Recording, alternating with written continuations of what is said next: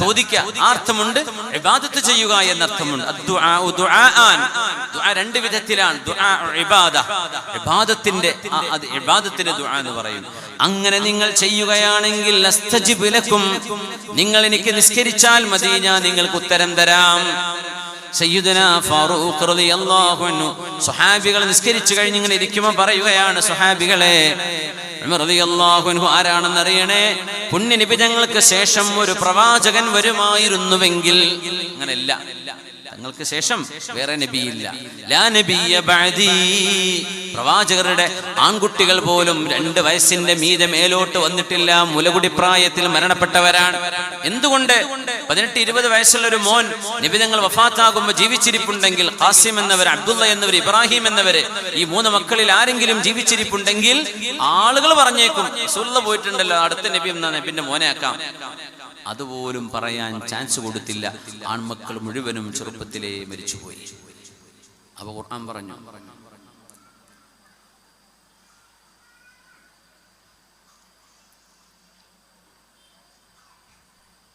പുണ്യനബി തങ്ങൾ അബാ അഹദിൻ മിർ റിജാലി, ഒരു പുരുഷന്റെ വാപ്പയല്ല. നിങ്ങളിൽ ആരുടെയും പുരുഷൻ എന്ന് പറയാവുന്ന പ്രായത്തിലെത്തിയവരുടെ വാപ്പയല്ല പുണ്യനബി സ്വല്ലല്ലാഹു അലൈഹി വസല്ലം. ചെറിയ മക്കളല്ല, എല്ലാവരും ചെറുപ്പത്തിലെ വഫാത്താവുകയാണ് സ്വല്ലല്ലാഹു അലൈഹി വസല്ലം. എന്തിനാ നമ്മൾ അത് പറഞ്ഞത്?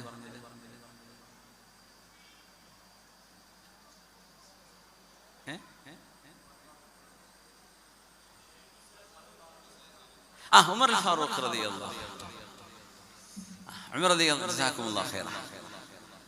ചിലപ്പോൾ മറന്നുപോയി, എന്തായി കണക്ഷൻ കിട്ടില്ല, എന്തിനാ പറഞ്ഞത്? ഉമർ റളിയല്ലാഹു അൻഹു സ്വഹാബികൾ നിസ്കരിച്ചിരിക്കുമ്പോഴേ ഉമർ തങ്ങൾ, നബി തങ്ങൾക്ക് ശേഷം ഒരു നബി വരുമെങ്കിൽ, ലഇൻ യകും മിൻ ബഅദി നബിയ്യുൻ ഫഹുവ ഉമർ ഇന്ന മിൻ ഉമ്മതി ലമുഹദ്ദഥീന വമുകല്ലമീൻ, എൻ്റെ ഉമ്മത്തിൽ അല്ലാഹു ഇൽഹാം കൊടുക്കുന്ന ആളുകളുണ്ട്, അമ്പിയാക്കന്മാർക്ക് വഹയി കിട്ടുന്ന പോലെ, അതിൽപ്പെട്ട ആളാണ് ഉമർ എന്നവർ. നബി തങ്ങൾ സ്വപ്നം കണ്ടു, ഞാൻ പാല് കുടിക്കുകയാണ്, എന്റെ വിരലുകൾക്കിടയിലൂടെ എന്റെ ദാഹം തീർന്നു പോകുന്നത് ഞാൻ കാണുന്നു. ഞാൻ കുടിച്ചതിന്റെ ബാക്കി ഞാൻ ഉമർ എന്നവർക്ക് കൊടുത്തു. ബിമ അവൽതഹു യാ റസൂലല്ലാഹ്, ആ സ്വപ്നത്തെ നബി അങ്ങ് എങ്ങനെയാണ് വ്യാഖ്യാനിച്ചത്? ഖാല അൽ ഇൽമ, ഞാൻ കുടിച്ച ഇൽമ്, അതാണ് ആ പാല്, എന്റെ ഇൽമ്, അതിന്റെ ബാക്കി ഞാൻ ഏൽപ്പിച്ചത് ആരെയാണ്? ഉമർ ഫാറൂഖ് റളിയല്ലാഹു അൻഹുവിനെയാണ്. അപ്പോൾ ഉമർ തങ്ങളുടെ ഖൗലുകളൊക്കെ ഭയങ്കര പവർഫുൾ ആയിരിക്കും. നിസ്കരിച്ചുകൊണ്ടിരിക്കെ വഫാത്തായ സ്വഹാബിയാണ്, ഷഹീദായ സ്വഹാബിയാണ്, ഹബീബിന്റെ കൂട്ടുകാരനായ മഹ്ബൂബായ ഫാറൂഖ് റളിയല്ലാഹു അൻഹു. ഖുലഫാഉർ റാഷിദുകളിൽ 4 പേരിൽ ഒരാൾ സിദ്ദീഖ് എന്നവർ മാത്രമാണ് സ്വാഭാവിക മരണം. ബാക്കി 3 പേരും അലിയാര് തങ്ങളും ഉസ്മാൻ എന്നവരും ഉമർ റളിയല്ലാഹു അൻഹും ശത്രുക്കളാൽ വധിക്കപ്പെടുകയായിരുന്നു. ഹജ്ജ് കഴിഞ്ഞു വന്നപ്പോ ഫി ആഖിരി ഹജ്ജത്തിൻ ഹജ്ജഹാ ഉമർ റളിയല്ലാഹു അൻഹുവിന്റെ അവസാനത്തെ ഹജ്ജ് കഴിഞ്ഞു വരുമ്പോ മഹാനവറുകൾക്ക് ഒരു സ്വപ്ന ദർശനം ഉണ്ടാകുന്നു. കഅന്ന ദീകൻ നഖറഹു 3 നഖറാത്തിൻ, ഒരു കോഴി 3 തവണ ഉമർ എന്നവരെ കൊത്തുന്നത് കണ്ടു. സ്വപ്ന വ്യാഖ്യാനം പറഞ്ഞിരുന്ന ഒരു മഹദിയുണ്ട്, സ്വഹാബിയത്തുകളിൽ പേര് കേട്ടൊരു സ്വപ്ന വ്യാഖ്യാതാവുണ്ട്. അവര് മഹാനായ ഷഹീദായ ജഅഫർ റളിയല്ലാഹു അൻഹുവിന്റെ ഭാര്യ അസ്മാ ബിൻത് ഉമൈസ് റളിയല്ലാഹു അൻഹയാണ്. ബീവിയോട് ചെന്ന് ചോദിച്ചു, അസ്മാ ബീവി, 2 അസ്മാ ബീവി ഉണ്ട്, ഒന്ന് സിദ്ദീഖ് എന്നവരുടെ മോള്, ആയിഷ ബീവിന്റെ ജ്യേഷ്ഠത്തി, രണ്ട് ഉമ്മയാണ്. ഈ പറയുന്ന അസ്മാ ബീവി അസ്മാ ബിൻത് ഉമൈസ് റളിയല്ലാഹു അൻഹാ ഹബശയിലേക്ക് ഹിജ്റ പോയ മഹദിയാണ് അസ്മാ ബീവി. ഈ അസ്മാ ബീവി, ഉമറേ നിങ്ങളുടെ സ്വപ്നം ഇച്ചിരി വിഷമാണല്ലോ എന്ന് പറഞ്ഞു. ഉമർ തങ്ങൾ അല്ലാഹുൽ മുസ്തആൻ പറഞ്ഞ ആ റീഡിംഗ് കറക്റ്റ് ആയിരിക്കും. ഇച്ചിരി പ്രയാസം കാണുന്നുണ്ടല്ലോ, അല്ലാഹുൽ മുസ്തആൻ, അല്ലാഹു എന്നെ സഹായിക്കട്ടെ. ബീവി പറഞ്ഞോളി, എന്താണ് ആ കോഴി 3 തവണ എന്നെ കൊത്തിയതിന്റെ അടയാളം എന്താണ്, അർത്ഥം എന്താണ്? യഖ്തുലുക് അൽ അജമിയു, അറബ് സംസാരിക്കാത്ത മുശ്രിക്കായ ഒരു മനുഷ്യൻ നിങ്ങളെ 3 തവണ വയറ്റത്ത് കുത്തിയിട്ട് കൊല്ലുമെന്നാണ് ആ പറഞ്ഞതിന്റെ അർത്ഥം. അപ്പോൾ ഉമർ എന്ന് പറഞ്ഞു, ലാ ഹൗല വലാ ഖുവത ഇല്ലാ ബില്ലാഹ്. അത് നടക്കുമെന്ന് അല്ലാഹുവിന്റെ തീരുമാനം ഇൽഹാമിലൂടെ ഒരു വഴിയിലൂടെ അസ്മാ ബീവിക്ക് അല്ലാഹു അറിയിച്ചു കൊടുക്കുകയാണ്. അത് ബീവി പറഞ്ഞു, ഉമർ തങ്ങൾ ഉറപ്പിച്ചു, എന്നാ പിന്നെ കുത്തുകൊള്ളേണ്ട ഒരു സാഹചര്യം വരും. അതെപ്പോഴാ വരുന്നതെന്നറിയോ? മദീന പള്ളിയിലെ സുബ്ഹിക്ക് ഇമാമ് നിൽക്കുന്ന ഖലീഫ ഉമർ റളിയല്ലാഹു അൻഹു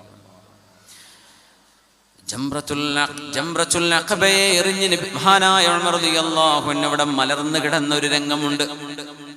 താടിങ്ങനെ കയ്യിലിങ്ങനെ പിടിച്ചിട്ട് തലക്കെ നരച്ച് കഷണ്ടി ആയിട്ടുണ്ട്. അമർന്നവർ ഭയങ്കര ആരോഗ്യമുള്ള ഹൈറ്റും വെയിറ്റുള്ള മഹാനായിരുന്നു ഉമർ റളിയല്ലാഹു അൻഹു. اللهم هذا عمر ربيد عمر قد شاب رأسي ورق عظمي وانتشرت رعيتي فاقبضني إليك غير مفتون. അല്ലാഹുവേ, എൻ്റെ എല്ലുകൾ ദുർബലമായി റബ്ബേ. റസൂലുള്ളാഹി തങ്ങൾ ജീവിച്ചിരിക്കുന്ന കാലം ഉമർ എന്നവർ ഭയങ്കര ആവേശം. നബിയെ ഞാൻ കൊല്ലട്ടെ അങ്ങനെ ചോദിക്കുക, നബിയാളെ തല ഞാൻ എടുത്തോട്ടെ. അങ്ങനെ നബി തങ്ങൾ സമ്മതം മുഴുവനെങ്കിൽ പകുതി മുക്കാൽ ആൾക്കാരുടെ തല ഉണ്ടാവില്ല അന്നത്തെ കാലം. ഉമർ എന്ന് ചോദിക്കുക, നബി തങ്ങൾ അടങ്ങിയിരിക്കാൻ വേണ്ടി പറയും. ഉമറെ അടങ്ങിയിരിക്കുക. തങ്ങൾ വഫാത്തായതിന് ശേഷം ഭയങ്കര പാവായി മാറി. എപ്പോഴും കരയും, പാവായിരുന്നു. തങ്ങൾ ജീവിച്ചിരിക്കുമ്പോൾ ഭയങ്കര ധൈര്യമായിരുന്നു. തങ്ങൾ പോയതിനു ശേഷം ഉമർ എന്നവർ വല്ലാത്തൊരവസ്ഥയാണ്. അല്ലാഹുവേ, ഖദ് ശാബ റഅസി, എൻ്റെ തല നരച്ചിരിക്കുന്നു റബ്ബേ. വറഖ അളുമി, എൻ്റെ എല്ലുകൾ ദുർബലമായിരിക്കുന്നു റബ്ബേ. വന്തശറത് റഈയതി, ഇസ്ലാമിന്റെ പതാക പിടിച്ച് ദീനിനു വേണ്ടി സേവനം ചെയ്ത് ആ സേവനത്തിന്റെ യാത്രയിൽ എൻ്റെ അനുയായികൾ ലോകത്തിന്റെ മുക്കുമൂലകളിൽ എത്തി റബ്ബേ. ചൈനയുടെ ബോർഡറുകളിൽ സ്വഹാബിമാർ കടന്നു ചെന്നിട്ടുണ്ടപ്പോ ഖുതൈബത്ത് ബിൻ മുസ്ലിമുൽ ബാഹിലി റളിയല്ലാഹു അൻഹുവിന്റെ നേതൃത്വത്തിൽ, മഹാനായ മുഹമ്മദ് ബിൻ വാസിഉൽ അസ്ദി തങ്ങളുടെ നേതൃത്വത്തിൽ കൊർഡോബയിലേക്ക് മുസ്ലിമീങ്ങൾ കടന്നു പോകുന്ന കാലഘട്ടമാണത്. താരിഖ് ബിൻ സിയാദ് തങ്ങളുടെ നേതൃത്വത്തിൽ ദീൻ പ്രചരിക്കുന്ന കാലമാണത്. ദീനിന്റെ പ്രചരണം ലോകത്തിന്റെ നാനാഭാഗത്തും എത്തിക്കഴിഞ്ഞു റബ്ബേ. പ്രവാചകർ നൽകിപ്പോയ ആ വെളിച്ചം ഞാൻ ഏറ്റെടുത്ത് എനിക്ക് കഴിയാവുന്നിടത്തൊക്കെ പ്രചരിപ്പിച്ചു റബ്ബേ. ഇനി നിനക്ക് എന്നെ കൊണ്ടുപോയിക്കൂടെ റബ്ബേ? അതാ ചോദിക്കുന്നത്. ഫഖ്ബിദ്നി ഇലൈക ഗൈറ മഫ്തൂൻ, ഒരു ഫിത്നയിലും പെടാതെ നീ എന്നെ കൊണ്ടുപോകണമേ. അപ്പൊ സ്വഹാബികളൊക്കെ ഇങ്ങനെ കേൾക്കുകയാണത്. മറന്നവര് മണ്ണിൽ ഇങ്ങനെ മലർന്നു കിടന്നിട്ട് വരക്കണം. എന്നിട്ട് ദ്വാരുന്നു, അല്ലാഹുമ്മ ഇന്നി അസ്അലുക ഷഹാദതൻ ഫീ ബലദി നബിയിക. اللهم إني أسألك ميتة في سبيلك وشهادة في بلد رسولك. അല്ലാഹുവേ, എനിക്ക് ഷഹീദായിട്ട് മരിക്കണം. ഷഹീദായ മരണം അത് നിന്റെ ഹബീബിന്റെ നാട്ടിൽ വെച്ചുകൊണ്ട് തന്നെ എനിക്കാവുകയും വേണം. മദീനയിൽ ഷഹീദാവണം. അപ്പൊ സ്വഹാബികൾ, അമീറുൽ മുഅ്മിനീൻ, എന്താണ് നിങ്ങൾ ചോദിക്കുന്നത്? ഷഹീദാവണമെങ്കിൽ അലൈക ബിസ്സുഗൂർ, രാജ്യത്തിന്റെ ബോർഡറുകളിലേക്ക് പോകണം. അവിടെയല്ലേ ശത്രുക്കളുമായി സൈന്യവുമായി യുദ്ധം നടക്കുന്നത്. ആ യുദ്ധത്തിൽ മരിക്കുമ്പോഴല്ലേ ഷഹീദാകുന്നത്. അതുകൊണ്ട് മദീന ഇപ്പോൾ സുരക്ഷിതമാണ്. മദീന ഇസ്ലാമിന്റെ ക്യാപിറ്റലാണെന്ന്. മദീനയിൽ എങ്ങനെ ഷഹീദാവാനാണ്? മദീനത്ത് യുദ്ധം നടക്കാൻ പാടില്ലല്ലോ. മക്കത്തു ഹറമഹ അല്ലാഹു യൗമ ഖലഖസ് സമാവാതി വൽ അർദ്, മക്കയെ അല്ലാഹു പരിശുദ്ധമാണെന്ന് പ്രഖ്യാപിച്ചു പ്രപഞ്ചം സൃഷ്ടിച്ച ആ നാൾ മുതൽ തന്നെ.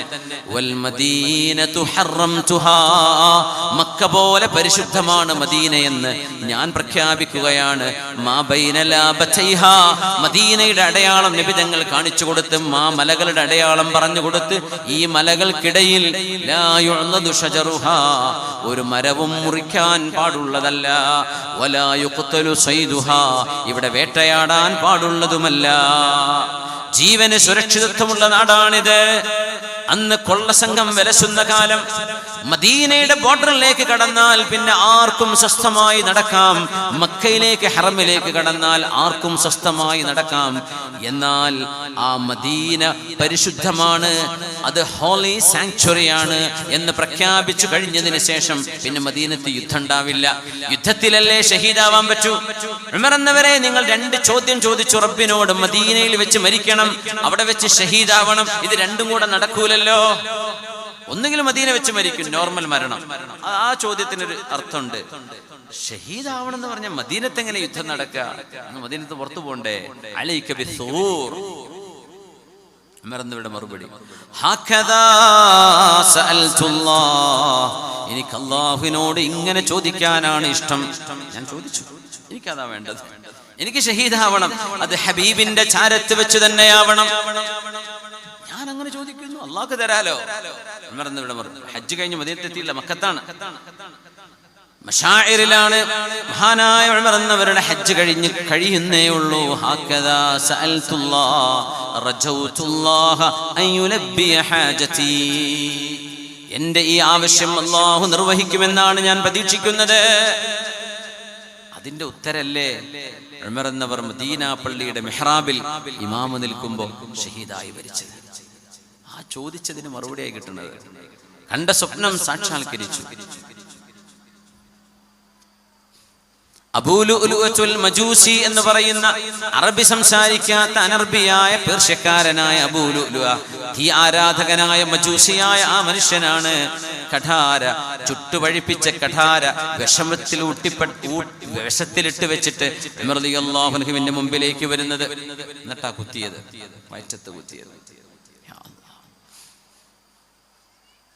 മദീനത്ത് കൂടെ അങ്ങനെ പോകുമ്പോഴേ ഒരു ഇരുമ്പ് പണിക്കാരൻ ഇങ്ങനെ ഭയങ്കരമായ പണിയെടുക്കുന്നുണ്ട്. ഇഷ്ടംപോലെ വാളും കുന്തങ്ങളൊക്കെ ഉണ്ടാക്കി കൊടുക്കുന്ന ആളാണ്. അന്നത്തെ ഒരു ഫാക്ടറി എന്ന് പറയാൻ.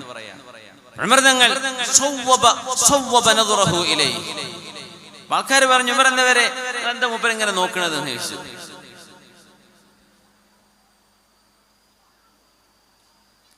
അപ്പൊ അവര് പറഞ്ഞു, ഉമർ എന്നവരെ ഇയാൾ ഇവിടുത്തെ അറിയപ്പെട്ട ഇരുമ്പ് പണിക്കാരനാ. ഏത് വാളും ഏത് ആയുധവും എങ്ങനെ വേണമെന്ന് പറഞ്ഞാൽ മതി മൂപ്പർ ഉണ്ടാക്കി തരും. എന്താ നിങ്ങൾ മൂപ്പരെങ്ങനെ നോക്കണത് എന്ന് ചോദിച്ചു. ഉമർ തങ്ങൾ പറഞ്ഞു, ഇന്നി ലഅറാ മിൻഹു യൗമൻ അസീബ. അവനിലൂടെ ഒരു പ്രയാസമുള്ള ഒരു ദിവസം എനിക്ക് വരാനുണ്ട് എന്ന് എനിക്ക് തോന്നുന്നു എന്ന് പറഞ്ഞു. ഉമർ തങ്ങൾ പറഞ്ഞു, സ്വഹാബികൾ കേട്ടു. ഉമർ തങ്ങളോട് ചോദിച്ചു, നിങ്ങൾ എന്താ ചെയ്യുന്നത് ചോദിച്ചു. ഞാൻ ആയുധം ഉണ്ടാക്കുകയാണ്. എന്ന് പറഞ്ഞു, ഉമറേ നിങ്ങൾക്ക് വേണ്ടി ഞാൻ നല്ലൊരു കാര്യം എടുത്തു വെച്ചിട്ടുണ്ട് കേട്ടോ എന്ന് പറഞ്ഞു. നിങ്ങളെ ഞാൻ കൊല്ലുന്നാണ് പറയണത്. ഉമർ എന്നവർ അല്ലാഹുൽ മുസ്തആൻ, അത് ഇയാൾ തന്നെയാണ് എന്ന് ഉമർ നിങ്ങൾക്ക് അല്ലാഹു അറിയിച്ചു കൊടുത്തു. അല്ലാഹുൽ മുസ്തആൻ. വേണമെങ്കിൽ അയാളോടൊന്ന് പൊക്കാൻ പറയാൻ പറ്റും. ഉമർ റളിയല്ലാഹു അമീറല്ലേ, ഖലീഫല്ലേ, 20 രാജ്യങ്ങളുടെ രാജാവാ. 20 രാജ്യങ്ങളുടെ രാജാവാണ് അന്നത്തെ ഖലീഫ. 20 രാജ്യം, പഞ്ചായത്ത് മണ്ഡലമല്ല, 20 രാജ്യങ്ങളുടെ നേതാവാണ് ഉമർ റളിയല്ലാഹു. ഒന്നും പറഞ്ഞില്ല. അള്ളാഹുവിന്റെ ഖലാ അങ്ങനെയാണെങ്കിൽ സംഭവിക്കും. അസ്മാ ബീവി പറഞ്ഞു, ഉമർ എന്നവർക്ക് അല്ലാഹു കാണിച്ചു കൊടുത്തു, ഇവനാണ് അതിന്റെ ആള്. അതേ മനുഷ്യൻ മാസങ്ങളോളം വിഷത്തിലിട്ട് വെച്ച് ആ കത്തിക്ക് നീല നിറം വന്നിരുന്നു. സ്റ്റാബ് ചെയ്തു ഉമർ നിങ്ങളുടെ വയറിന്. ഉമർ നിങ്ങൾ ഖുർആൻ ഓതാണ്. ഒരു റക്അത്തേ കഴിഞ്ഞിട്ടുള്ളൂ. രണ്ടാമത്തെ റക്അത്തിലാണ് വയറിന് കുടൽമാലകൾ, കുടലങ്ങൾ പുറത്ത് ചാടി. 3 കുത്ത് മിഹ്റാബിനുള്ളിൽ കൂടെ വന്നത്. അന്നൊക്കെ കോൺക്രീറ്റ് ഒന്നും അല്ലല്ലോ, ഇലകളല്ലേ, ഈ ഇത്തപ്പന ഓലകളിൽ വെച്ചിട്ടല്ലേ, അതിന്റെ ഉള്ളിലൂടെ കടന്നു വന്നിട്ട് ഉമർ തങ്ങൾ സുബഹിക്ക് ഇമാമ് നിൽക്കാൻ വയറിനെ കുത്തി. പോകുന്ന പോക്കിൽ ഒരു 8-9 ആളെ അയാൾ കുത്തിയിട്ടുണ്ട്. അതിൽ 7 പേര് അവിടെ തന്നെ മരിച്ചു. ഉമർ റളിയല്ലാഹു അൻഹു അവിടെ അങ്ങോട്ട് വീണു. കൈകൊണ്ട് വയറ് പൊത്തിപ്പിടിച്ച് അവിടെ കടന്നു. അപ്പോൾ ഉമർ തങ്ങൾ പറഞ്ഞു, നോക്കണേ, എന്നെ കുത്തിയ ആള് മുസ്ലിമാണോ, അള്ളാഹുവിനെ നിസ്കരിക്കുന്ന ആളാണോ അല്ലയോ, ഒന്ന് നോക്കണേ എന്ന് പറഞ്ഞു. സ്വഹാബി അപ്പോൾ അയാൾ ഓടി രക്ഷപ്പെട്ടു. എന്നിട്ട് അയാൾ ആത്മഹത്യ ചെയ്തു. അപ്പൊ പറഞ്ഞു, ഉമർ എന്നവരെ അബ്ശിർ, സന്തോഷിച്ചോളി, അവനൊരു മുസ്ലിം അല്ല. നമ്മളെ നിങ്ങൾക്ക് ബോധമുണ്ടപ്പോ, ഭയങ്കര ആരോഗ്യമുള്ള ആളല്ലേ. സ്വഹാബികൾ കൊണ്ടുപോയി തുണി വെച്ച് കെട്ടി. അന്നത്തെ സ്റ്റിച്ചിങ് അങ്ങനെയാണ്, തുണി വെച്ച് മുടി കെട്ട്, വേറെ ഒന്നും ചെയ്യാൻ പറ്റില്ല. കുടലകളൊക്കെ മുറിഞ്ഞിട്ടുണ്ട്. ഒരു ഗ്ലാസ് പാല് കുടിക്കുന്നു പറഞ്ഞു. പാല് കൊടുത്തു. ആ പാല് മുഴുവൻ അങ്ങ് പുറത്തേക്ക് വന്നു. അപ്പൊ സ്വഹാബികളും ഉമർ എന്നവരും ഉറപ്പിച്ചു, ഇനി എന്തായാലും ഞാൻ അധിക നാൾ ഇവിടെ ഉണ്ടാവില്ല. ഇങ്ങനത്തെ ഒരു മേജർ സർജറി ചെയ്യാൻ ഹോസ്പിറ്റലൊന്നും ഒന്നില്ല, മരണം ഉറപ്പാണ്. ഉമർ തങ്ങൾ ഇങ്ങനെ കിടക്കുകയാണ്. ഫാറൂഖ് റളിയല്ലാഹു അൻഹു ബോധം പോയി. പെട്ടെന്ന് ബോധം തെളിഞ്ഞപ്പോ ജനങ്ങളെ നിസ്കരിച്ചോ? ആദ്യം ചോദിച്ച ചോദ്യം അതാ. ഇമാമല്ലേ, ഇമാമിന് എന്തെങ്കിലും സംഭവിച്ചാൽ പിന്നെ മൗമികൾ കയ്യും കെട്ടി പോരൂലേ പിന്നാലെ? ഒരു വലിയ സംഭവം നടക്കുമ്പോൾ നിസ്കാരത്തിന്റെ വിഷയത്തിലല്ലല്ലോ അപ്പൊ നോക്ക്, ഇറങ്ങി പോരൂലേ? അസ്വല്ലന്നാസ്, എന്റെ ജനങ്ങൾ നിസ്കരിച്ചോ പറഞ്ഞ അമീറുൽ മുഅ്മിനീൻ, നിങ്ങൾ ബോധം കെട്ട് വീണപ്പോഴേക്കും അബ്ദുറഹ്മാൻ ഇബ്നു ഔഫ് എന്നവർ നിങ്ങളുടെ സഹോദരൻ, നിങ്ങളുടെ കൂട്ടുകാരൻ മഹാനവറുകൾ നിസ്കാരത്തിൽ നിങ്ങളുടെ പിന്നിലല്ലേ നിന്നത്? അവർ ഇമാമായി നിന്ന് നിസ്കാരം പൂർത്തിയാക്കിയിട്ടുണ്ട്. അമീറുൽ മുഅ്മിനീൻ, എനിക്ക് ഒളു കൊടുത്തു തരൂ, എനിക്ക് ഒളു കൊടുത്തു തരൂ. മഹാൻ പറഞ്ഞതാ, എനിക്ക് ഒളു കൊടുത്തു തരൂ. ഫഇന്നഹു, തീർച്ചയായും തീർച്ചയായും തീർച്ചയായും ഈ ഉമ്മത്തിൽ നിസ്കരിക്കാത്ത ഒരാൾക്ക് അല്ലാഹുവിന്റെ അടുത്ത് യാതൊരു സ്ഥാനവുമില്ലല്ലോ. അതുകൊണ്ട് ഞാൻ നിസ്കരിച്ചവനായിട്ട് അല്ലാഹുവിന്റെ മുമ്പിലേക്ക് പോകണം. ഈ വയറിങ്ങനെ നിൽക്കുമ്പോഴോ എന്നാലും സാരമില്ല, എനിക്ക് ഒളു കൊടുത്തു തരൂ. രണ്ട് കൈയും നീട്ടിക്കൊടുത്തു. മുഖത്ത് മുതൽ വുളു തുടങ്ങി.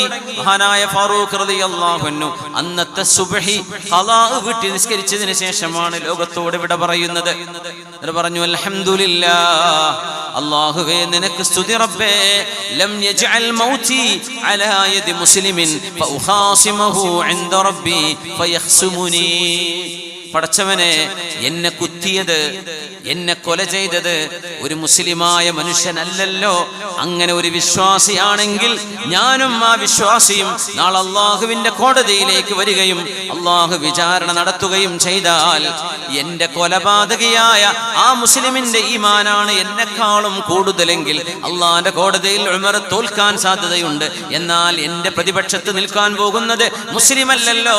ഞാൻ നാളെ രക്ഷപ്പെടും, ഞാൻ എന്റെ ഹക്ക് അള്ളാഹിന്റെ മുമ്പിൽ ചെന്ന് വാങ്ങിക്കുമെന്ന് അൽഹംദുലില്ലാ പറഞ്ഞ ഷഹീദായ അള്ളാഹുവിനോട് എന്റെ റസൂലിന്റെ നാട്ടിൽ ഷഹാദത്ത് തരണേ എന്ന് ചോദിച്ച് ആ ഷഹാദത്ത് അള്ളാഹു നൽകിയത് അള്ളാഹുമായുള്ള മുനാജാത്തിനിടയിൽ ആ ഉമർ എന്നവരാ പറഞ്ഞത്, നിങ്ങളുടെ നിസ്കാരങ്ങൾക്ക് അള്ളാഹു കൂലി തരുന്നത് എത്രയാണോ അള്ളാഹിനെ പറ്റി ഓർക്കുന്നത്, ആ നിസ്കാരത്തിനിടയിൽ ആഖിറത്തെ കുറിച്ച് ഓർക്കുന്നത്, പരലോകത്തെ കുറിച്ച് ഓർക്കുന്നത്, നിങ്ങളുടെ ഭൗതികമായ ചിന്തകളെല്ലാം മാറ്റിവെച്ച് അള്ളാഹിനെ കുറിച്ച് എത്ര നേരമാണോ നിങ്ങൾ ഓർക്കുന്നത് അതിനെ അള്ളാഹു കൂലി തരൂ. അതുകൊണ്ട് നിസ്കാരത്തിന് കൂലി കിട്ടാതെ ബ്ലാങ്കായി പോയാൽ നാളെ അള്ളാഹു ആദ്യം വിചാരണ ചെയ്യുന്നതും ഈ നിസ്കാരമാണ്. നിസ്കാരം കൃത്യമായി നിർവഹിച്ചു എന്ന് കണ്ടാൽ പിന്നെ ബാക്കിയുള്ള വിചാരണ എളുപ്പമാണ്. അതുകൊണ്ട്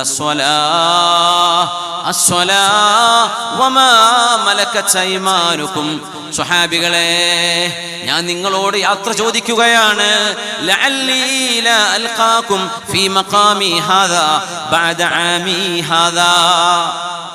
പുണ്യ റസൂലുള്ളാഹി തങ്ങൾ ഹിജ്റ 10 മഹാനായ ഹബീബായ തങ്ങള് ഹജ്ജ് നിർവഹിച്ചു കൊണ്ടിരിക്കെ അറഫ മൈതാനിയിൽ സ്വഹാബികളോട് അഭിസംബോധന ചെയ്യുകയാണ്.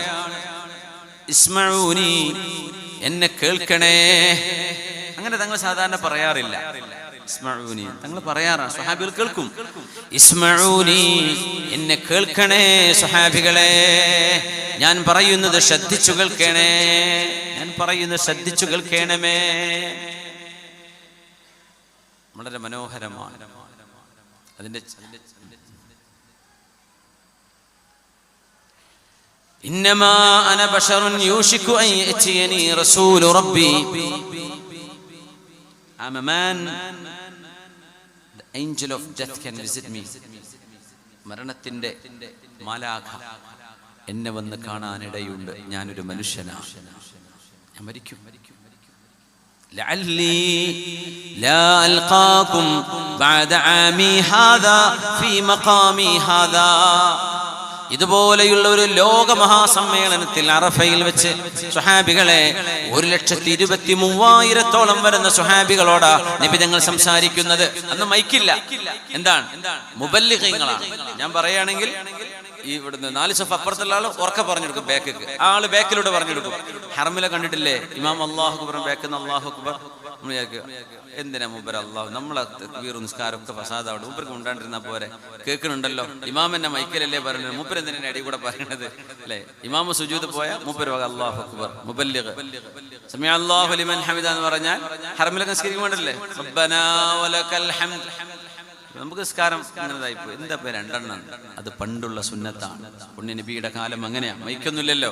അപ്പൊ എന്ത് ചെയ്യും? മുബല്ലിഗീങ്ങൾ, ബാക്കിൽ നിന്ന് കേൾക്കുന്ന ആളൊക്കെ പറയും, അവര് ബാക്കിലിട്ട് പറഞ്ഞു കൊടുക്കും. അങ്ങനെ മുബല്ലിഗുമാർ, അന്ന് വലിയ മുബല്ലിഗാണ് അബ്ബാസ് ഇബ്നു അബ്ദുൽ മുത്തലിബ് റളിയല്ലാഹു അൻഹു.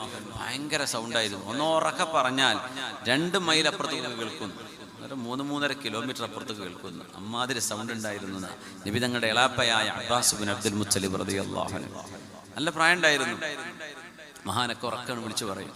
അപ്പോ എല്ലാവരും കേൾക്കും. ഇസ്മഊനി, കേൾക്കണമേ.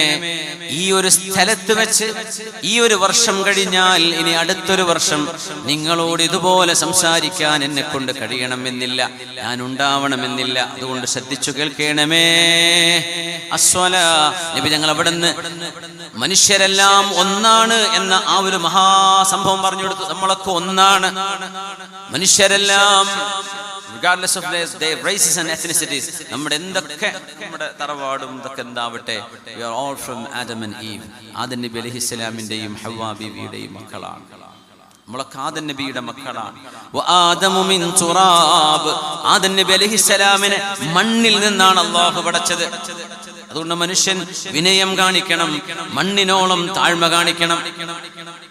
എന്നിട്ട് പറഞ്ഞു, പലിശ വേണ്ട, നിർത്തിക്കോളൂ, ഒരു പലിശയും ഇനി ചെയ്യരുത്, നിങ്ങളുടെ പ്രതികാരം എടുക്കരുത്. മുമ്പ് യുദ്ധങ്ങൾ നടന്നിട്ടുണ്ട്, നിങ്ങൾ ചില ആളുകളെ കൊല ചെയ്തിട്ടുണ്ട്, അതിന് പ്രതികാരം ദാഹിച്ചു നടക്കുന്നവരുണ്ട്. അള്ളാഹുവിന് വേണ്ടി എല്ലാം മാപ്പ് ചെയ്യുക ഒക്കെ പറഞ്ഞു കൊടുത്തിട്ട് അവസാനം ഹബീബ് യാത്ര ചോദിക്കുമ്പോ അവസാനം പറഞ്ഞത്, എന്റെ ഉമ്മത്തികളോട് എനിക്ക് പറയാനുള്ളത് അസ്വലാ അസ്വലാ വമാ മലകത് ഐമാനുകും. വിവാഹം നടക്കുമ്പോ മേക്കപ്പ് ഇട്ടു എന്ന ഒരൊറ്റ കാരണം കൊണ്ട് ളുഹറും അസറും മഗ്രിബും ഖളാ ആക്കുന്ന പെണ്ണുങ്ങളെ, വിവാഹത്തിന്റെ ദിവസം ആ ഒരു തിരക്കിനിടയിൽ നിസ്കാരം മറന്നുപോകുന്ന യുവാക്കളെ, ചെറുപ്പക്കാരെ, ക്യാമ്പസുകളിൽ, സ്കൂളിൽ, കോളേജിൽ ചെല്ലുമ്പോൾ നിസ്കരിക്കാനുള്ള സൗകര്യങ്ങൾ പരിമിതമാണെങ്കിൽ പോലും ആ ഖളാ ആവുന്നതിന് മുമ്പ് നിസ്കാരം നിർവഹിക്കാൻ മടി കാണിക്കുന്ന, എങ്ങനെ നിസ്കരിക്കുക എന്ന് പറയും, സൗകര്യങ്ങളുണ്ടോ? ഏത് മണ്ണും ഭൂമിയെ അല്ലാഹു എനിക്ക് ശുദ്ധമാക്കി തന്നിരിക്കുന്നു എന്ന് പുണ്യ നബി സ്വല്ലല്ലാഹു അലൈഹി വസല്ലം. അവിടെ ഒരു നജസ് നിങ്ങൾ കാണുന്നുണ്ടോ? നിങ്ങളവിടെ നിസ്കരിക്കരുത് എന്നല്ലാതെ ഇവിടെ ഒരു നായ ഇതിലെ നടന്നു പോയിട്ടുണ്ടാവോ? പോയിക്കോട്ടെ, അതിനെന്താ കുഴപ്പം?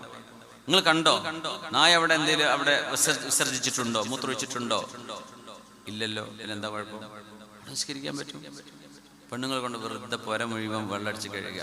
എന്താ അവിടെ പൂച്ച കയറിയിട്ടുണ്ടോ? ആ നായ പിന്നെ ഏതെങ്കിലും വല്ല കന്നുകാലിന്റെ വേസ്റ്റ് ചവിട്ടിയിട്ടാകാരം വന്നിട്ടുണ്ടാവുക, അല്ലെങ്കിൽ നായ തന്നെ അങ്ങനെയല്ലേ എന്ന് പറഞ്ഞ് പുര മുഴുവൻ അടിച്ചേരന്നെ മരിക്കോളം കഴുകിയ വസ്വാസ തീരുമോ? എന്നിട്ട് കുളിച്ചിട്ട് തീരുന്നില്ല. അബൂബക്കർ ബാഖിലാനി തങ്ങളുടെ സംഭവം കഴിഞ്ഞ ക്ലാസ്സിലൂടെ പറഞ്ഞു. ഒരു മനുഷ്യൻ ദിജ്ല നദിയിൽ കുളിച്ചിട്ട് വസ്വാസാണേ, ഇമാമിനോട് പറയാ, ഇമാം അവറുകളെ, എനിക്ക് ഭയങ്കര ഒരു സംശയം. എന്തേ? ഞാൻ വുളു എടുക്കാൻ വേണ്ടി വെള്ളത്തിൽ മുങ്ങിയാൽ, വുളുവിന്റെ നിയത്ത് വെച്ച് മുങ്ങിയാൽ എണീറ്റാക്ക് വുളു കിട്ടും. ഞാൻ ദിജ്ല നദിയിൽ മുങ്ങിയിട്ട് എനിക്ക് തോന്നുന്നു എന്റെ മേനി നനഞ്ഞിട്ടില്ലല്ലോ, നിങ്ങൾ നിസ്കരിക്കണ്ട കേട്ടോ. നിങ്ങൾക്ക് നിസ്കാരം നിർബന്ധമല്ല, ഭ്രാന്തന്മാർക്ക് നിസ്കാരമില്ലല്ലോ. അപ്പോഴാണ് ഇവർക്ക് തിരിഞ്ഞത്, ഈ ചെയ്യുന്ന പണി ഭ്രാന്താണ്. ഇക്കോലം മുങ്ങിയിട്ട് വെള്ളം നനയില്ല, ഇരിക്കൂര് പുഴയിൽ മുങ്ങിയിട്ട് നീച്ച് വന്നിട്ട് പറയാം എന്റെ തൊലി നനഞ്ഞിട്ടില്ല, ആൾക്ക് നിസ്കാരമില്ല എന്നല്ല എന്താ പറയാ? ഭൂമി മുഴുവൻ ശുദ്ധമാണ്. ഒരു പ്രയർ ഹാൾ തന്നെ കിട്ടണം നിർബന്ധമില്ല. നിങ്ങൾക്കൊരു മുസല്ല ഒരു വൃത്തിയുള്ള സ്ഥലം കിട്ടുന്നുണ്ടോ? അവിടെ നിസ്കരിച്ചോ, അതിനെന്താ? അവിടെ ഒന്നും സംഭവിക്കാൻ പോകുന്നില്ല. നിസ്കാരം നഷ്ടപ്പെടുത്തരുത്. അവസാനം പുണ്യനബി പറഞ്ഞ ഉപദേശം ഇതാ, അസ്വലാ, നിസ്കരിക്കണമേ, അസ്വലാ, നിസ്കാരം കൈവടിയരുതേ. യുവാക്കളെ, ചെറുപ്പക്കാരെ, കുറച്ച് കുർത്തക്കടൊക്കെ ഉണ്ടാവും ഈ പ്രായത്തിൽ, അങ്ങനെയൊക്കെ തന്നെ ഉണ്ടാവുക. പക്ഷേ നിസ്കാരം വിട്ട് കളിക്കരുത്. ആ നിസ്കാരം നിങ്ങൾ ക്ലിയർ ആക്കിയോ, ബാക്കി കുർത്തക്കടൊക്കെ ഓട്ടോമാറ്റിക്കലി പോവുകയും ചെയ്യും. നിസ്കാരം നഷ്ടപ്പെടുത്തല്ലേ. ളുഹറും അസറും മഗ്രിബും ഇശാഉം സുബ്ഹിയും പിന്നെ ജുമുഅയും ഉമ്മത്തിന്റെ ശിആറാണ്. നമ്മുടെ മസ്ജിദുകൾ ഇബാദത്ത് കൊണ്ട് സജീവമാകണം. പള്ളിയല്ല, ചുരുക്കുള്ള പള്ളിയാണ്, നിസ്കരിക്കാൻ ആളില്ല, എന്താ കാര്യം? അസ്വലാ, നിസ്കരിക്കണേ, നിസ്കാരം സൂക്ഷിക്കണേ, നിസ്കാരം നഷ്ടപ്പെടുത്തരുതേ. വമാ മലകത് ഐമാനുകും, സ്വഹാബികളെ, നിങ്ങളുടെ ഭാര്യമാർ നിങ്ങളുടെ അടിമകളായി നിങ്ങൾ സൂക്ഷിക്കുന്നവർ. അന്ന് അടിമ സമ്പ്രദായമുള്ള കാലമാണ്. അന്ന് അടിമ സമ്പ്രദായം, ഇന്നതില്ല. അടിമ സമ്പ്രദായമുണ്ടെന്ന്. ആ അടിമകളെ നിങ്ങൾ എന്താണോ ഭക്ഷിക്കുന്നത് അത് തന്നെ അവർക്ക് കൊടുക്കണേ. നിങ്ങൾ കുടിക്കുന്ന അവർക്ക് കുടിക്കാൻ കൊടുക്കണേ. നിങ്ങൾ ഉടുക്കുന്ന വസ്ത്രം അവർക്കും വാങ്ങിച്ചു കൊടുക്കണേ. അവരെ കൊണ്ട് കഴിയാത്തത് ചെയ്യിപ്പിക്കല്ലേ. നിങ്ങൾക്ക് വേണ്ടി പണിയെടുക്കുന്നവരാണെന്ന് ശരി തന്നെ, അവരെ കൊണ്ട് ആവാത്തത് നിങ്ങൾ അവരോട് കൽപ്പിക്കരുതേ. നിങ്ങളുടെ ആശ്രിതരായ ആളുകളെ നിങ്ങൾ കൈവെടിയരുതേ. നന്നായി നോക്കണേ. മനുഷ്യരെ നോക്കണേ. അതും ദുർബല വിഭാഗങ്ങളെ, പെണ്ണുങ്ങള്, കുട്ടികള്, അടിമകള്, അവരുടെ വിഷയം പറഞ്ഞുകൊണ്ടാണ് ഹബീബ് പ്രസംഗം അവസാനിപ്പിക്കുന്നത് സല്ലല്ലാഹു അലൈഹി വസല്ലം. ഹബീബിന്റെ ജീവിതത്തിലെ ഏറ്റവും വലിയ പ്രഭാഷണം അറഫ പ്രഭാഷണമാണ്. അത് 20 മിനിറ്റ് ആയിരുന്നു. ഞാൻ ഇവിടുന്ന് അബുദാബി നിങ്ങളുടെ ഫ്ലൈറ്റ് കയറി വന്ന് 20 മിനിറ്റ് കഴിഞ്ഞ് നിർത്തിപ്പോയ മിനിമം അസീസ് മാസ്റ്ററിനെ പിടിച്ചേക്കൂലേ? വിടൂല എന്ന് പറയില്ല. 20 മിനിറ്റ് റസൂലുള്ളാഹി തങ്ങളുടെ വലിയ സ്പീച്ച് 20 മിനിറ്റ് ഉണ്ടായിട്ടുള്ളൂ. ഈ ഇരിക്കൂർ ഉറൂസ എന്ന് പറഞ്ഞിട്ട് കാര്യമില്ല, ഞാൻ അത്രേ പറയുള്ളൂ. തങ്ങളെ പറയുന്നത് ഖൈറുൽ കലാമി മാ ഖല്ല വദൽ എന്ന് അറബിയിൽ പറയും. ഏറ്റവും നല്ല best of speech is precise and short. ഏറ്റവും ചെറുതാണ് ഏറ്റവും നല്ല പ്രസംഗം. നല്ല വർത്താനം എന്ന് പറഞ്ഞാൽ കുറച്ച് പറയാ, കാര്യം പറയാ. കുറേ പറയേണ്ട കാര്യമില്ല. പോയിന്റുകൾ മാത്രം പറഞ്ഞാൽ അത് 20 മിനിറ്റ് നബി തങ്ങളുടെ ജീവിതത്തിലെ വലിയ ദൈർഘ്യമായ പ്രഭാഷണമാണ്. പക്ഷേ ഒരു ദിവസം നബി തങ്ങൾ ദുഹർ മുതൽ മഗ്രിബ് വരെ വേദ പറഞ്ഞതുണ്ട് കേട്ടോ. ഇബ്നു മസ്ഊദ് റളിയല്ലാഹു അൻഹു, മുആദ് തങ്ങളും അനസ് എന്ന് റിപ്പോർട്ട് ചെയ്യുന്ന ഹദീസുണ്ട്. പള്ളിയിൽ ഖിയാമത്തിനെ കുറിച്ച് പറഞ്ഞു കൊടുത്ത വേദ ഒരു ദിവസം മുഴുവനാണ് നബി തങ്ങൾ പറഞ്ഞത് സല്ലല്ലാഹു അലൈഹി വസല്ലം. പക്ഷേ സാധാരണഗതിയിൽ തങ്ങൾ വളരെ കുറച്ചേ പറയുള്ളൂ. ആ പ്രഭാഷണത്തിന്റെ അവസാനം നിസ്കാരമാണ് നബി തങ്ങൾ പറയുന്നത് സല്ലല്ലാഹു അലൈഹി വസല്ലം. അള്ളാഹു നമുക്കത് നിലനിർത്തി കൊണ്ടുപോരാൻ തൗഫീക്ക് തരട്ടെ. എങ്ങനെ? കൂലി കിട്ടുന്ന നിസ്കാരം. ഉമർ തങ്ങൾ പറഞ്ഞ പോലെ കൂലി കിട്ടുന്ന നിസ്കാരമാവണം. വെറുതെ ബ്ലാങ്ക് ആയി പോവരുത്. കൂലി കിട്ടണം. അള്ളാഹു തൗഫീക്ക് ചെയ്യട്ടെ. തങ്ങൾ വഫാത്താകുന്ന സമയം ചെറിയൊരു കർട്ടനുണ്ട് നബി തങ്ങളുടെ ജനലിന്. ചെറിയൊരു കർട്ടൻ, ഒരു വിരി, ഒരു സിത്തർ, ഒരു മറ. ആയിഷ ബീവിയോട് തങ്ങൾ പറഞ്ഞു, ആ മറയൊന്ന് നീക്കിത്ത ആയിഷ. അപ്പൊ കട്ടിലിൽ നിന്ന് നബി തങ്ങൾക്ക് പള്ളിയിലേക്ക് നോക്കിയാൽ കാണാൻ പറ്റും. നോക്കുമ്പോൾ സഹാബികളെല്ലാം സുബ്ഹി നിസ്കാരത്തിന് വേണ്ടി ജമാഅത്തായിട്ട് നിൽക്കുന്നതാണ് കാണുന്നത്. സിദ്ദീഖ് റളിയല്ലാഹു അൻഹു മിഹ്റാബിലേക്ക് കയറി നിന്നിട്ടുണ്ട്. തങ്ങളുടെ ജീവിതത്തിലെ പുഞ്ചിരി, അവസാനത്തെ പുഞ്ചിരി, സുബ്ഹി നിസ്കാരത്തിന് സ്വഹാബിമാർ ഇമാമ നിൽക്കുന്നത് കണ്ടപ്പോൾ, അവർ മഅ്മൂമീങ്ങളായി സ്വഫ് കെട്ടി നിൽക്കുന്നത് കണ്ടപ്പോഴാണ്. തങ്ങൾ രോഗശയ്യയില, ഭയങ്കരമായ പനിയായിരുന്നു. നബിയെ, ഞങ്ങളിൽ 2 ആൾക്ക് പനിക്കുന്ന പനി അങ്ങേക്ക് ബാധിക്കുന്നുണ്ടല്ലോ നബിയെ. തങ്ങൾ പറഞ്ഞു, നഅം, അല്ലാഹു എനിക്ക് 2 ആളുടെ പനിയുടെ കൂലി അല്ലാഹു എനിക്ക് തരും. അത്ര ചൂടിൽ, ഹൈ ടെമ്പറേച്ചറിലാണ് നബി തങ്ങൾ സല്ലല്ലാഹു അലൈഹി വസല്ലം. തങ്ങൾക്ക് എണീക്കാൻ വയ്യ. 7 കുടം വെള്ളം തലയിലേക്ക് ഒഴിച്ചിട്ട് തങ്ങൾക്ക് എണീറ്റ് നിൽക്കാൻ പറ്റുന്നില്ല. അങ്ങനെ കിടന്നതാണ്. അങ്ങനെ ഹബീബായ തങ്ങൾ ഇങ്ങനെ പുഞ്ചിരിച്ചു. അപ്പൊ ചില സ്വഹാബികളൊക്കെ നബിയുടെ മുഖം കണ്ടു. അവരൊക്കെ ഭയങ്കര വിഷമത്തില. തങ്ങൾ നിസ്കരിക്കുന്ന ആ ഒരു മെഹ്റാബിൽ തങ്ങളില്ല. ഭയങ്കര വേദനയില്ല. അപ്പൊ ചിലരൊക്കെയും നിസ്കാരത്തിലേക്ക് വന്നുകൊണ്ടിരിക്കുന്നവർ ഹബീബ് ഇങ്ങനെ നോക്കി ചിരിക്കുന്നത് കാണുന്നുണ്ട്. അപ്പൊ വിചാരിച്ചു, തങ്ങൾ എന്തായാലും ശിഫയാകും, നബി തങ്ങൾ തിരിച്ചു വരും, നബി തങ്ങൾ മെഹ്റാബിലേക്ക് നിൽക്കും. അത്ര വലിയ പ്രായമായില്ലല്ലോ, 63 വയസ്സാകുന്നല്ലേ ഉള്ളൂ നബി തങ്ങൾക്ക് സല്ലല്ലാഹു അലൈഹി വസല്ലം. അവർ വിചാരിച്ചു. പക്ഷെ അള്ളാഹുവിന്റെ തീരുമാനം മറ്റൊന്നായിരുന്നു.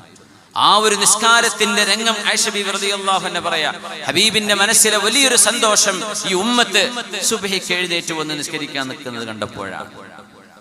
ഇരിക്കൂറിലെ മുസ്ലിം ജമാഅത്ത് നമുക്ക് ഇത്രത്തോളം 50-ലേറെ വിദ്യാഭ്യാസ സ്ഥാപനങ്ങൾ നടത്തുന്ന ഒരു മഹല്ലാണ്. കരുത്തുറ്റ നേതാക്കന്മാർ നമ്മുടെ കൂടെയുണ്ട്, നമുക്ക് നേതൃത്വം നൽകുന്നുണ്ട്. ഈ മഹല്ലിന്റെ നന്മ എന്ന് പറയുന്നത്, ഈ പള്ളിയിലേക്ക് എത്താൻ പറ്റുന്ന ആളുകളിൽ സുബ്ഹിക്ക് ജമാഅത്തിന് എത്ര ആൾ വരുന്നുണ്ട്, അതാണ് ഒരു നാടിന്റെ നന്മ എന്ന് പറയുന്നത്. എത്ര ആളുണ്ട് മസ്ജിദിൽ വന്ന് ജമാഅത്തായിട്ട് നിസ്കരിക്കാൻ? അതാണ് ഉമ്മത്തിന്റെ കരുത്തെന്ന് പറയുന്നത്. നമുക്കതേ വേണ്ടു. അള്ളാഹുമായുള്ള ഈ ബന്ധം നമുക്ക് സ്ഥാപിക്കാൻ കഴിയുന്നിടത്ത നമ്മുടെ നാട് വിജയിക്കുന്നത്. നമ്മുടെ സഫുകൾ നിറയണം. നാട്ടിലുള്ള മുഴുവൻ ആളുകളും ഈ പള്ളിയിലേക്ക് എത്താൻ പറ്റുന്നവർ ഈ പള്ളിയിൽ തന്നെ എത്തണം. പുണ്യനബി തങ്ങൾ അവസാനമായി പുഞ്ചിരിച്ചത് ആ സഫ് കണ്ടപ്പോഴാണ്. ബീവിയോട് പറഞ്ഞു, ആയിഷ, അതൊന്ന് മാറ്റിക്കോളൂ. ആയിഷ ബീവി റളിയല്ലാഹു അൻഹ ഹബീബിന്റെ അവസാനത്തെ വാക്കുകൾ ഇങ്ങനെ ശ്രദ്ധിക്കുകയാണ്. ഹബീബ് പറയുന്നത് പലതും പറഞ്ഞു.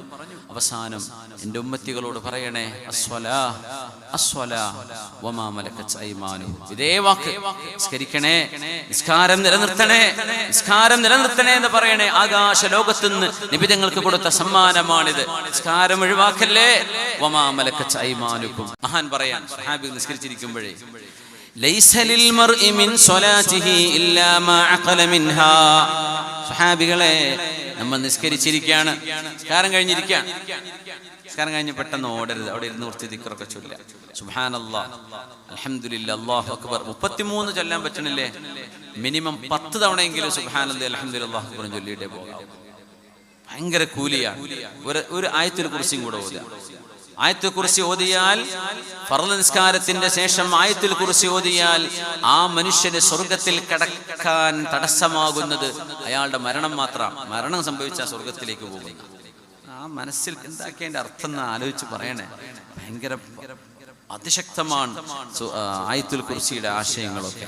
ഉമർ തങ്ങൾ പറയാണ് സ്വഹാബികളോട്, സ്വഹാബികളെ, ലൈസ ലിൽ മർഇ മിൻ സ്വലാത്തിഹി ഇല്ലാ മാ അഖല മിൻഹാ.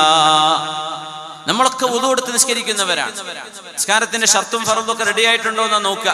കറക്റ്റ് തൊണ്ടൊക്കെ റെഡിയാക്കി, ആ മഖ്റജൊക്കെ റെഡിയാക്കിയിട്ട് നമ്മൾ ഫാത്തിഹയും വലദ്ദാലിനൊക്കെ ഗൈറിൽ മഗ്ലൂബിയൊക്കെ ശരിയാക്കി.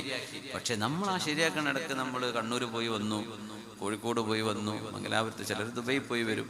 ഇങ്ങനെയുള്ളൊരു നിസ്കാരമാണെങ്കിൽ വൃത്തിയുണ്ടോ? വുദു ശരിയല്ലേ? ശരിയാണ്. ഖിബിലക്ക് മുന്നിട്ട് ആണ്. പിന്നെ ശുദ്ധിയുള്ള മക്കാനും ലിബാസും അതും ശരിയാണ്. നിസ്കാരത്തിന്റെ ഷർത്തും ഫർളൊക്കെ പാലിച്ചുകൊണ്ടല്ലേ അതും ശരിയാണ്. നിസ്കാരത്തിന് കൂലി കിട്ടുമോ? പട്ടപൂജ. ഉമർ തങ്ങൾ പറയാ, നിങ്ങളുടെ നിസ്കാരത്തിന് കൂലി ലഭിക്കുന്നത് എത്രയാണോ നിങ്ങൾ ആ നിസ്കാരത്തിൽ അള്ളാഹിനെ കുറിച്ച് ഓർത്തത്, അതിന് മാത്രമേ കൂലി ഉണ്ടാവുള്ളൂ. പടച്ചോനെ, അപ്പൊ അങ്ങനെയാണ്. ഇപ്പോൾ കഴിഞ്ഞ ഇശാനസ്കാരത്തിന് എത്ര മിനിറ്റ് സെക്കൻഡ് അള്ളാഹുവിനെ കുറിച്ച് ഓർത്തു? 3 മിനിറ്റ് 4 മിനിറ്റ് ഒക്കെ ഉണ്ടായിട്ടുണ്ടാവും നിസ്കരിച്ച്. നമ്മൾ 20 മിനിറ്റ് ഏകദേശം വേണമെന്നൊക്കെ പറഞ്ഞെങ്കിലും നമ്മളത് 2-3 മിനിറ്റ് കൊണ്ട് ചെയ്ത് തീർത്തിട്ടുണ്ടാവും. ഈ 3 മിനിറ്റ് അള്ളാഹിനെ കുറിച്ച് ഓർത്തോ? എത്ര സെക്കൻഡുകൾ നിങ്ങൾ അള്ളാഹുവിനെ കുറിച്ച് ഓർത്തു, അതിനെ കൂലി ഉണ്ടാവുള്ളൂ. നിസ്കരിച്ചോ എന്ന് ചോദിച്ചാൽ അവിടെ ടിക്കറ്റ് ഉണ്ടാവും. നിസ്കരിച്ചു, കൂലി ഉണ്ടോ? അപ്പൊ എന്താ, അങ്ങനെ പണിക്ക് വന്നിട്ടുണ്ട്, പക്ഷെ മൊബൈൽ ഫോൺ കണ്ട് കിടക്കായിരുന്നു. ഇവര് ശമ്പളം കൊടുക്കുവോ? കോൺട്രാക്ടർ വന്നിട്ടുണ്ടോ? വന്നിട്ടുണ്ട്. പണിയെടുത്തോ? ഒരു പണിയെടുത്തിട്ടില്ല. ഇവരടങ്ങ് പാട്ടും കേട്ട് കിടക്കായിരുന്നു എന്ന പോലെ. ജോലിക്ക് അറ്റൻഡൻസ് ഉണ്ടോ? അറ്റൻഡൻസ് ഉണ്ട്. നിസ്കരിക്കാൻ വന്നോ? നിസ്കരിക്കാൻ വന്നു. കൂലി ഉണ്ടോ?